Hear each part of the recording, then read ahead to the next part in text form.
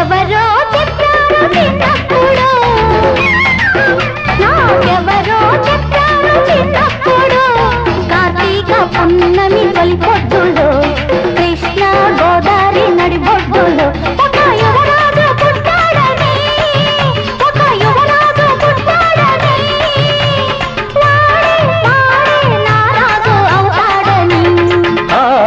ఎవరో చెప్పారు చిన్నప్పుడు, నాకెవరో చెప్పారు చిన్నప్పుడు, వైశాఖ పున్నమి తొలి పొద్దులో, కృష్ణ కావేరి నడిబొడ్డులో ఒక యువరాణి పుడుతుందని, ఒక యువరాణి పుడుతుందని, ఆమె ఆమె నారాణి అవుతుందని.